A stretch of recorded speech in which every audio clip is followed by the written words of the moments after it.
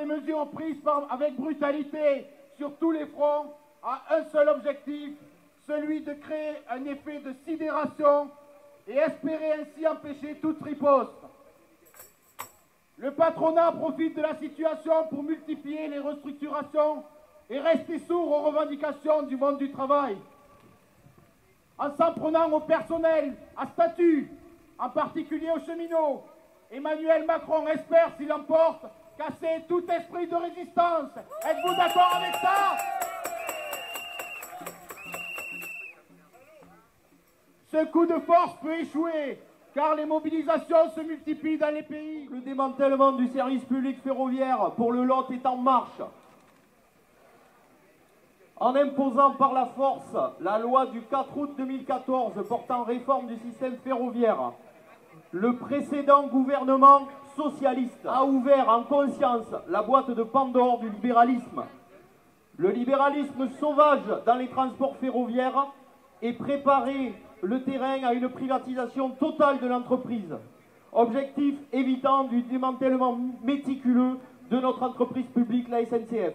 Le pacte ferroviaire imposé sans concertation par ce gouvernement vient terminer le travail engagé afin d'ouvrir en grand la porte du libéralisme et de la concurrence acharnée dans un secteur déjà lourdement fragilisé et endetté par les choix politiques successifs.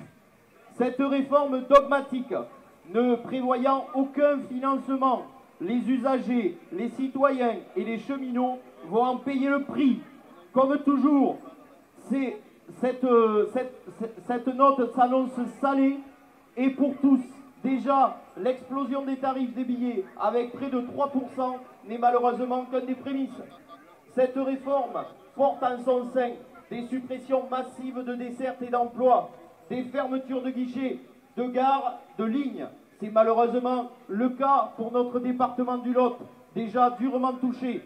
Les gares de Cahors, Gourdon, Souillac, Gramat, Acier, Rocamadour sont amputées. Les horaires d'ouverture réduits. À peau de chagrin. Le service le plus élémentaire.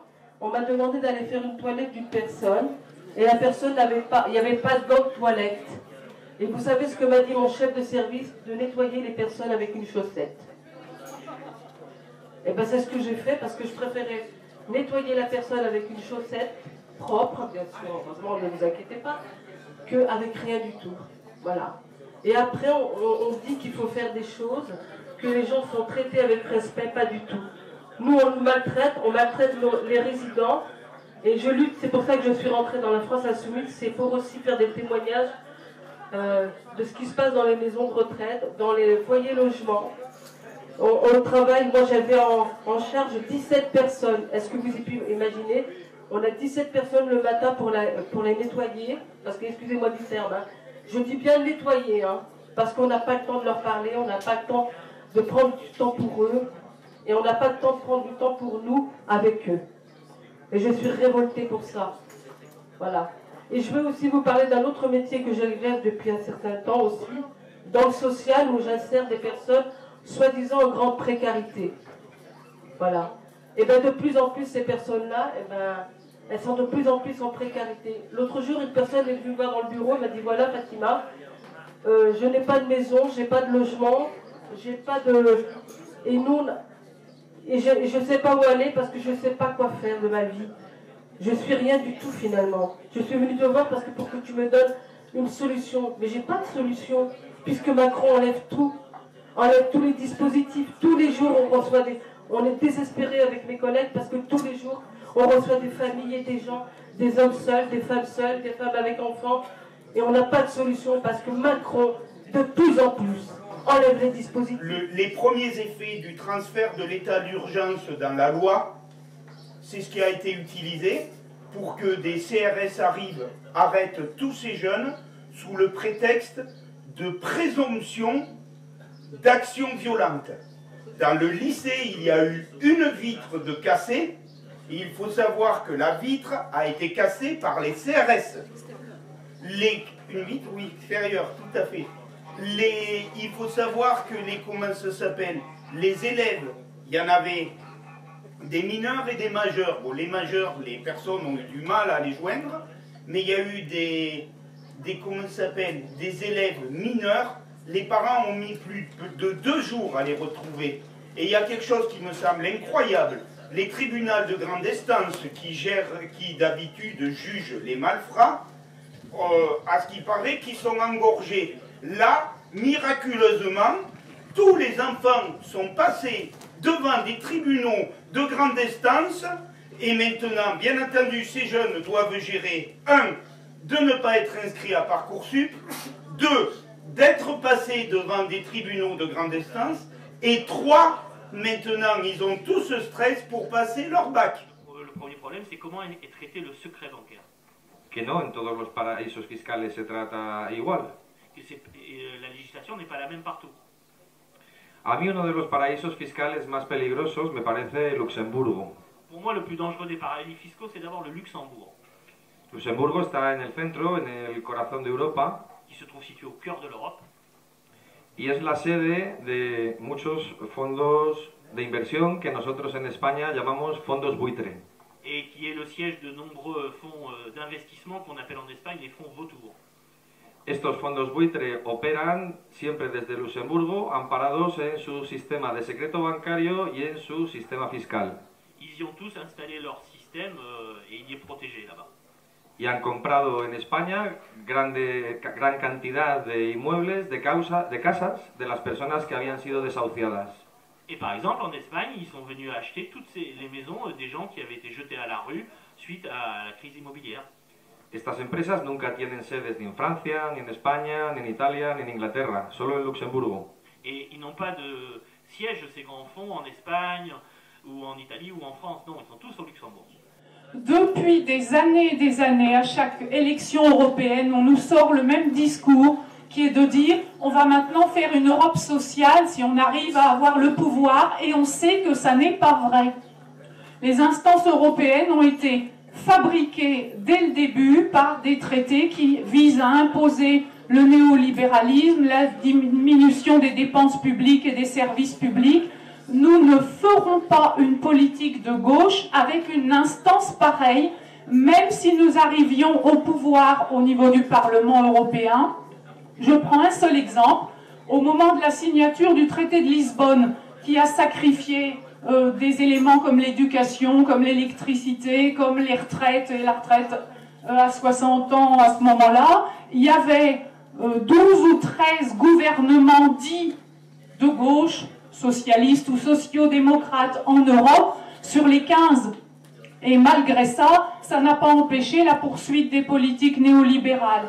Donc je crois qu'on ne peut pas continuer à mentir aux électeurs et encore plus aux militants au niveau des élections européennes, et que si un jour on arrive au pouvoir, il faudra avoir le courage de renverser tous ces traités européens et de mettre un grand coup de pied dans la fourmilière à ce niveau-là, sinon aucune politique de gauche ne sera possible. J'apprécie complètement l'intervention de la copine, mais je trouve le doigt sur l'enjeu réel de la prochaine élection européenne et du cycle électoral et citoyen que nous avons devant nous. Tout à l'heure, Manon expliquait en quoi les cadres les plus naturels d'expression de la souveraineté populaire ont été progressivement et savamment déconstruits par l'Union européenne et par l'oligarchie. Je pense notamment au cadre national et au cadre premier d'expression de la souveraineté populaire, qui est la commune. La logique est que l'Union européenne a cherché à créer un rapport direct avec des entités qui n'existent pas. Ces immenses régions qu'on décrivait tout à l'heure, la Nouvelle-Aquitaine qui fait le quart de la France, qui va de la Loire jusqu'à la frontière d'Andaï, tout ça n'a pas de sens. Donc on crée des entités qui n'existent pas et on met des pantins, les émissaires coloniaux de Bruxelles, qui sont l'un à l'Élysée, l'autre à Matignon, et qui, comme tu le dis, appliquent les politiques uniquement européennes. Sauf qu'il y a une limite à ça. C'est qu'aujourd'hui, on en arrive à un stade où il y a une paralysie démocratique qui est en train de s'installer dans quasiment l'ensemble des pays européens. D'aller décrypter les choses et puis d'aller au cœur du problème, y compris, parce que c'est ça qu'il faudra faire aussi, et je le crois de plus en plus, aller mettre des noms, des visages sur ce qui se passe, sur celles et ceux qui fraudent ou qui pratiquent de l'évasion fiscale telle qu'on a évoqué ici. Mayores, porque con ellas convencemos a la gente de que sí se puede. Et avec ces expériences positives, on peut commencer à convaincre les gens que si se puede, oui, on peut. De hecho, algunas de las candidaturas que hemos presentado en el pasado a los ayuntamientos llevan ese apellido, sí se puede. De là viennent les noms des listes pour les élections municipales, si se puede, yes we can. Yes, we can, yeah.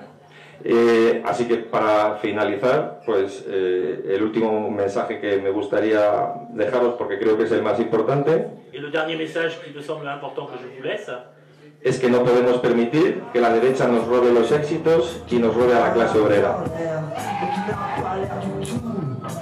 Jouer des riches quand on n'a pas le sou. Faut vous dire, monsieur, que ces gens-là, on prie aux yeux, on ne vit pas, on triche, on triche, on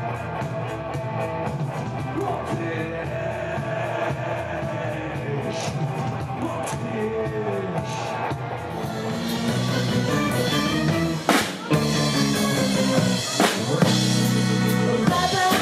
It's taking a tip. Baba, it's taking a tip. It's taking a tip, just like this. It's taking a flying every day and every night. Baby, like a boomerang.